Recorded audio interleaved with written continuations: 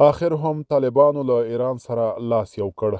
د افغان نیوز قدرمن لیدونکو ستړي مشئ.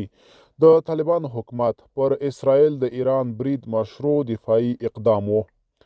د طالبانو حکومت د بهرنیو چارو وزارت په اسرائیل د ایران حمله د دغه هیواد مشروع دفاعي اقدام بللی دی.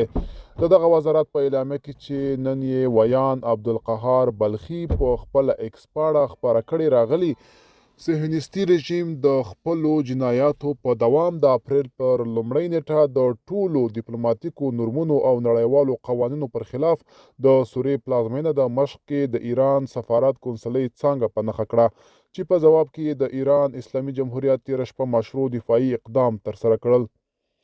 په اعلامیه کې د سیمې او نړۍ له نورو هیوادونو هم غوښتل شوي چې د دوی په ټکو د اسرائیل د رژیم د جنایاتو پر وړاندې خپلې هڅې ګړندۍ کړي.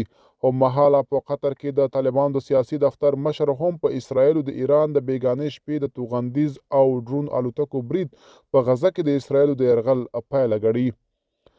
سهیل شاهین ازادي راډیو ته ویلي، په جګړه کې د اوسني تشدد په غزه کې د یرغل د لړۍ پایله ده. باید اسرائیل په غزه یرغل پای ته ورسوي، سملاسي جګړه بنده کړي، ترڅو له دې سره جګړه او د هغې عوامل له منځه لاړ شي.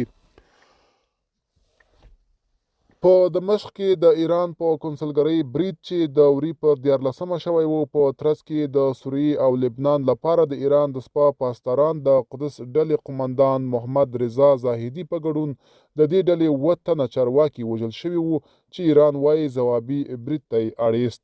د اسرائیل د دفاع وزارت بیا د ایران د حملې په اړه ویلي، ډیر توغندي د دوی پلو ته له رسېدو وړاندې د دفاعي سیستم په وسیله له منځه وړل شوي.